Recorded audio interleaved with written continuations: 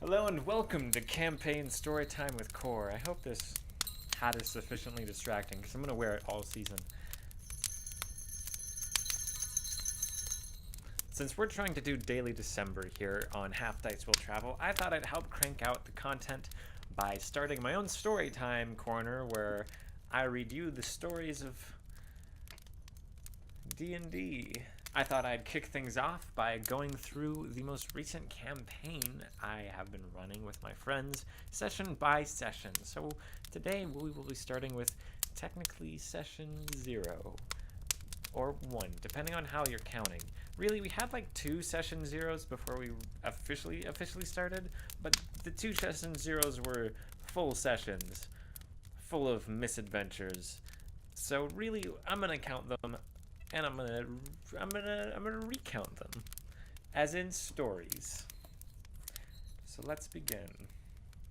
Now, when I started this campaign, I had 2 players who were very eager to get started, 2 players absent, and my roommate who would not be home for some time. He had already rolled up his character. This was really technically just supposed to be a character creation session. Session 0, just talking about the campaign. You know how it is. I wanted to DM as much as my 2 players on hand wanted to play, so naturally, I obliged. I decided that I would do a sort of prologue session to give the characters an established past. Because it can be difficult to get a whole group of, well, this would be 5 people, who are complete strangers, to work together and do things. But when you have multiple small pairs, it's a little bit more manageable because they already have some sort of a past together. So I set out to do just that. Little did I know just how interesting things were going to get. So, of my players present, my baby sister was playing for her first time, and I had helped her build an ASMR druid. My buddy Tommy, who was one of the more seasoned players in the group, had gotten my approval to play a slime folk artificer, which has been exactly as wild as it sounds. Tommy likes rolling dice on tables. Not like tables like a wooden table. I mean like graphic. I guess he does roll it on a table because we play at a table. But Tom, that's gonna distract me so much. Tommy rolls his background on the tables in Xanathar's guide. I watched as he rolled the weirdest background I have ever seen. Now, for those familiar with Xanathar's guide's background rolling tables, the first roll is whether or not he knows his parents. It's a percentile roll. I believe it's 0 to 9, or excuse me, 1 to 95 is you know who your parents are, which makes kind of some sense. It should be kind of rare to not know who your parents are. But Tommy rolls, and much to his dismay, he knows his parents. Next roll, birthplace. Tommy rolls inside a sage's laboratory. Okay, let's parse this for a second. He looks at me, he's like, what am I? And I think for a second. Now, this is when I should mention that, for one, he's playing a homebrew race, but on top of that, none of my campaigns ever take place in an official setting because it makes it easier for me to BS my way through things and just make up whatever I want. Tommy really likes Faerun and the like established Forgotten Realm stuff, so he kind of just brings some of it in, so it really ends up being this hodgepodge of settings that Tommy's familiar with and whatever I decide to make up because I don't like being restricted in making my campaigns. So I decide in that moment that slime folk are not a real thing. Real thing. Slime folk aren't a natural thing. Tommy was born in a sage's laboratory because he was made in a sage's laboratory in a test tube. He is technically a monster, I guess. He was made by some crazy mad wizard man. So he keeps rolling. Next up, siblings. He rolls 1 sibling. One younger sibling. Alright, he's like, I have a sibling. He's like, how does that work? And I was like, well, Your sibling is just another creation of the same mad scientist. Mad wizard. I really like Warforged, so I decided your younger brother is a Warforged named Walter. And he's hanging out with you. You've got a follower now. Your party has a Warforged named Walter.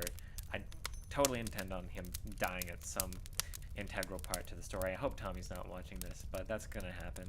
He should have been expecting it anyways. Now, Tommy had already decided on Spoolie being somewhere around, I think it was 150 years old, because slime folk live for a very long time. Now, the life events table gives you all these different things that could have occurred during your lifetime to sort of spice up your backstory, because a lot of people's backstories, and myself included, I'm kind of guilty of this as well. A lot of our backstories are just kind of a vague, oh, he came from this place, his parents were like this, and then he did all these things, and now he's an adventurer.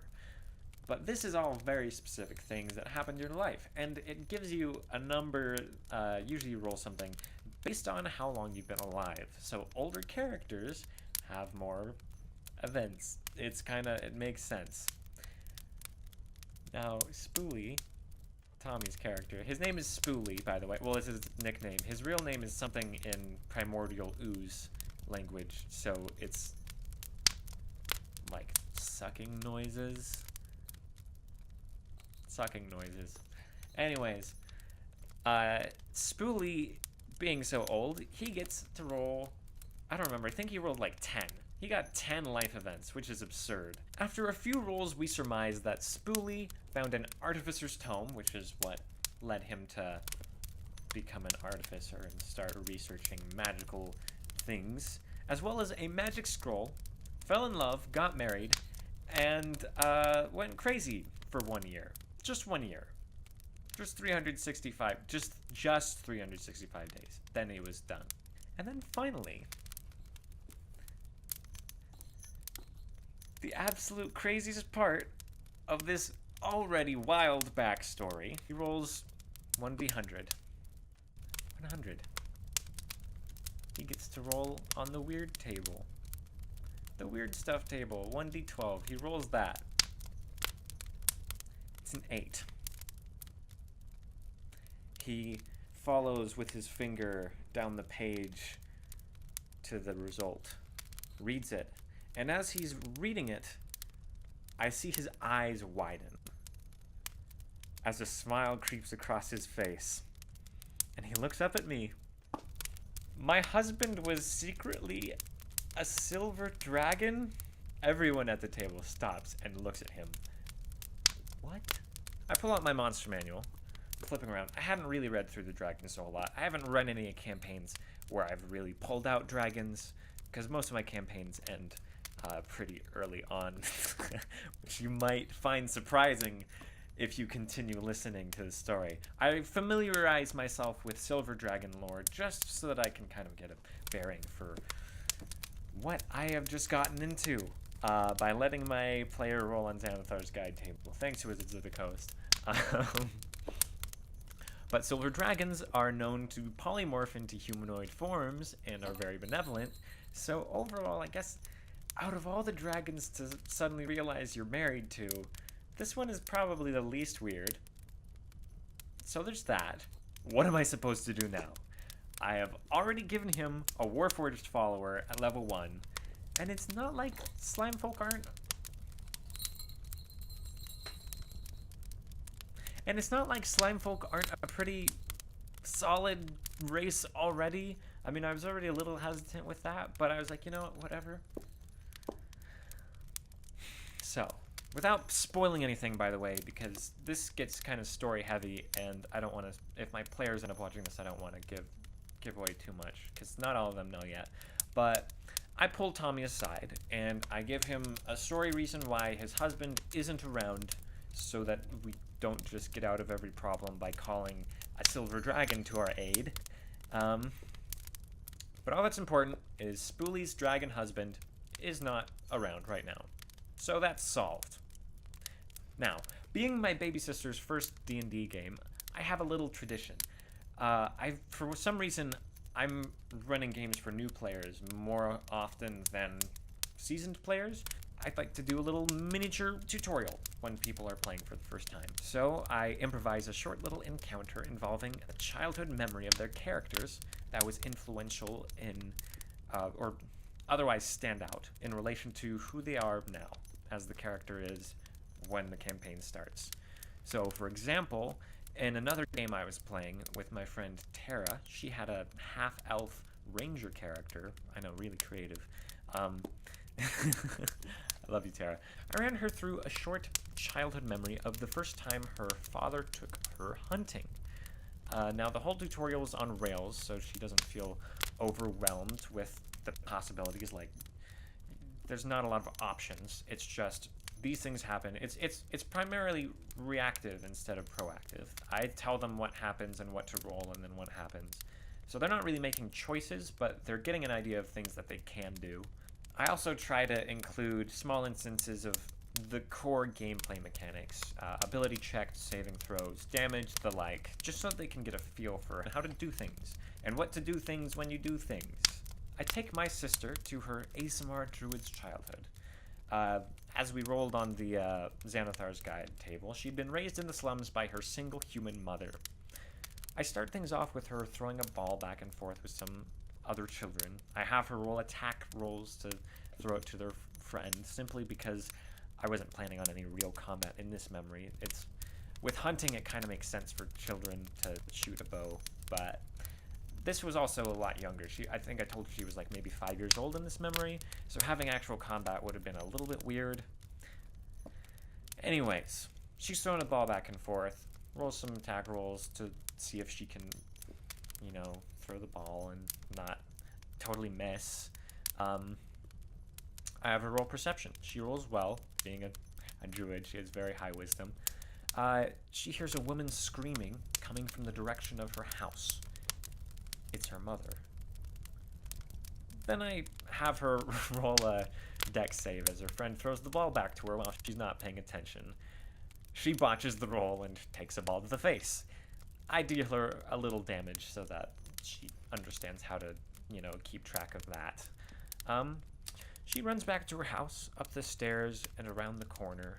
The front door is open, and she hears an older man shouting. As she enters her house, she sees a large man standing over her mother, who is sobbing on the ground with a black eye.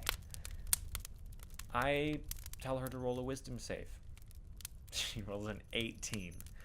I tell her that although she feels that any girl her age should be terrified, she is unfazed. She feels light and warm, and the room appears to be slowly pulling out from beneath her. The room is getting brighter, and her mother isn't sobbing anymore, but shocked for a moment, then smiling. Proud, even. The man turns around, and his eyes are full of horror. It is now when she has realized that the light filling the room is emanating from her own body. The man, terrified, runs through the open door and out of the house. Her mother gets up and runs to her, catching her as she slowly floats back to the ground. The celestial light flowing from her eyes dims as it travels up her mother's arm as she caresses her child.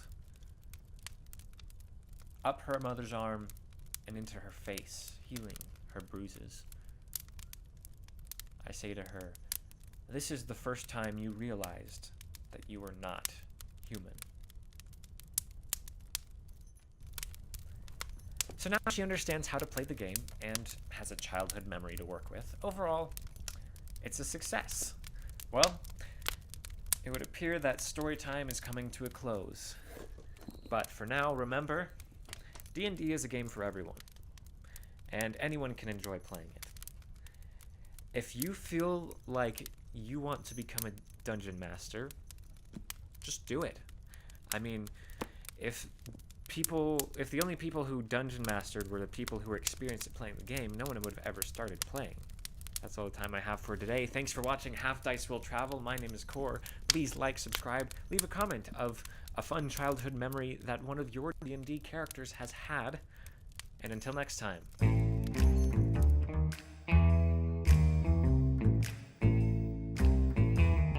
This is a prop book. All my writing is on the screen.